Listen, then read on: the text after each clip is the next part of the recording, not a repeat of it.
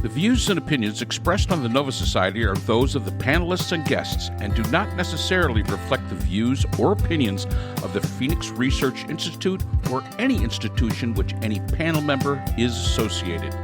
Reproduction or dissemination other than for the purpose of education or information without the express written permission of the Phoenix Research Institute or Nova Society Media is strictly prohibited. Welcome to the Nova Society. I'm Dr. Brooklyn Ann Weldon, and I'm here with the panel, Dr. Scott Gershrohr and Dr. Mark Bound. Today, our panel will be answering listener questions, and we have a question from Laura. Laura lives in San Francisco, California. Laura asks, the Chancellor of Germany, Mr. Scholz, just held a voted no confidence against the Chancellor. And what might this mean for the EU? Well, I'll tell you something. If nothing else, of course, this happened in France as well. It's happened in England a few times. The fact is that the thing that surprises me about politicians is they cannot add. Why would you call for a vote like this if you know you're probably going to lose? It makes zero sense. Zero sense at all. So first of all, and if we do get a new class of politician, even worldwide, we probably got to make sure that they have the ability to actually count votes, not like the Republicans do in the House of Representatives, because they obviously can't count votes, but to understand where things sit. So right now in Germany, Olaf, he's out. Will be out. They're going to call a new election. Now, he may stay in. We don't know because it's, of course, a parliamentarian system. We're not really sure what it's going to do, but this is important for the EU. Germany is the EU's largest economy, and anything that affects Germany affects all the rest of the EU. This also has a very big impact on the Ukraine war. Olaf, when he came in, he basically said, we're going to start spending money on defense. We're going to put a bunch of money. We're going to have our standing army is going to be more powerful. Our military equipment, we're going to upgrade. We're going to do all this. I think it was like 100 billion euros that they committed to doing this. And that was because of the conditions in Ukraine, and they were afraid. I mean, as the Germans probably should be. They were concerned. And they knew they couldn't rely totally on the Poles to do it. So they knew, as the largest economy, they had to step up to the plate, and they did. Now the question is if Olaf doesn't win, and if he is replaced, what is the next person going to do? Are they going to continue on with that attitude toward defense of Germany and that large economy? Or are they going to backtrack and go back to the way it was? The other thing also now with President-elect Trump and NATO, they're going to have to think about that. Yeah. So I think the first thing that we need to understand here is that the problem in Germany is the economy. And this is the second year in a row that the economy in Germany has contracted. So their economy is much worse than ours. They actually look at our economy and go, wow, we wish we could have that economy that the American people just made their number one issue in voting against. So there's a kind of craziness out there amongst people here in our country where they think that our really, really good economy is bad. And over there in Germany, where they know that their economy is bad. And that's the number one issue. The number two issue is migration, which has been a big issue in the EU, led to Brexit, and it has been a great divisive issue for all of the countries from, Hungary, Germany, France, etc. And then Ukraine comes lower. I don't even think it's third. I think it's fourth in public polling in Germany. The main sort of, I guess, good thing about Germany is that while they're competing, they are competing with very, very different visions of how to go forward. And hopefully their people, unlike our people, will study up on what they think the right solution is for their country and make an informed choice about who is going to lead them going forward. So the Christian Democratic Union, which is a sort of center-right party, is led by a guy named Friedrich Merz. His idea is to significantly lower taxes, right? Conservative, cutting the corporate tax rate to a maximum of 25%, cut social benefits that he says discourage people from working, and cut regulations, right? So pretty much standard republicanism. The more conservative party, right, which is the Free Democratic Party, is very similar. And what they're offering is a lot of tax cuts, cutting off benefits to people, but also ending all the subsidies for renewable energies, but keeping, nuclear power there. And on the sort of center left side of it, you have Olaf Scholz, the current chancellor, who's proposing something along the lines of the Inflation Reduction Act, where there's a massive amount of public investment to spark private investment.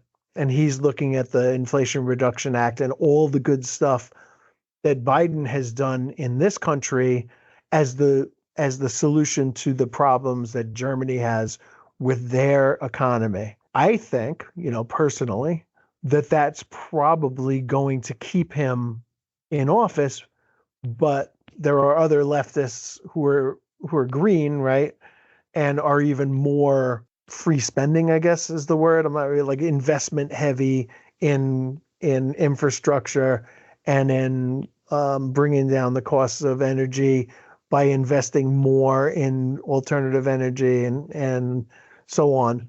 So that there are it's almost like as if Bernie Sanders had gotten to run against Trump in 2016. They often think that the Democratic Party did us no favors by pushing Hillary so hard that it wasn't the stark choice of Bernie Sanders versus Trump. Because Bernie Sanders versus Trump would have been really different. Hillary Clinton versus Trump, not so different, except probably in terms of competence. But that at least if they read up on this, if they think about it a little bit and they use their heads, they can decide one of two very, very different directions to go. And I think that's probably a good thing. So Scott seems to think that Scholz is going to stay in. That's probably the death sentence for his chances. We might as well just call him and tell him move out now. Scott predicted you're going to make it. You're done. Merch is going to come in with his just bring in the U-Haul, take all your stuff home with you. I think I'll change those drapes over there, and maybe a nice couch over here. So, but yeah, I mean, and the German people have always shown themselves to be rather practical, which is something we can kind of hang our hat on a little bit, and hopefully, as Scott says, they'll look at these different plans and say, hey, okay, which is best for me going forward? And I think, again, just looking at the Inflation Reduction Act and as how much that really did help, that's a good model. And especially, I think, for a country, we always look at Germany and we say, well, they're the largest EU economy, but there are only 65 million people there. I mean, they're not this huge, massive country. They're not China. They're not India. They're not Russia. So they're kind of compacted in a bit. The mistake that Merkel made was saying, yep, we're just going to open the borders, everybody come on in. But there was no plan as to what to do once that happened. And I think that has now come back to bite them, probably rightfully so. So I think whoever can address that issue as well, I think probably has a leg up in Germany to become the chancellor. And again, maybe it is possible that Scholz makes it in again. Very possible. We'll just have to wait and see. Can I add to that one question? What effect do you think the election in Germany may have on Britain, because I know that or the UK, because they're in the last stages of having to complete Brexit. Do you think that that's going to have any effect on them? What happens? And because that might take the EU, what happens in Germany, and of course also what happens in France, might begin to shift the EU, and that might have an effect also on the UK. I honestly, Brooke, I have absolutely no idea. I can't see that one is going to. I think they're all suffering from the same symptoms and trying to find ways for, to cure it. But I actually think that if they follow the model that Joe Biden has given them, that they might end up being better off. But Joe Biden got no credit for it, so maybe they won't see that as being the best solution. And now that Labour's in charge in England, we don't know what the future holds for Great Britain and the EU. Yeah, but I don't think they're reversing Brexit. I don't think they're reversing Brexit either. But there's a lot of people that really have a problem with Brexit, and just like in the American election of 2024, a lot of people voted against their best interests, and then after it was done and over with, they were like, "Oh, damn, this really sucks for me." And yeah, it does. Yeah, it does suck for you. But I think there's a possibility, and again, this is a little off the Germany topic, but there's a possibility that Scotland does vote for independence. I think that is a possibility that really does exist, because I know Scotland wanted to be in the EU. They really wanted to be in that bloc, and so we'll see. The hope right now is that the Germans still stay the course that they're staying in many ways, especially when it comes to their defense, especially, if they can come up with the plan like the Reduction Act to get their economy back on track, because they are a powerhouse, plain and simple. They are a powerhouse, and they have the infrastructure, they have the technical knowledge, they have it all there. So I can see somebody coming in and turning Germany around and returning it back to where it was. Good. Thank you both. And thank you, Laura, for your question. And we will see you all again next time on the Nova Society.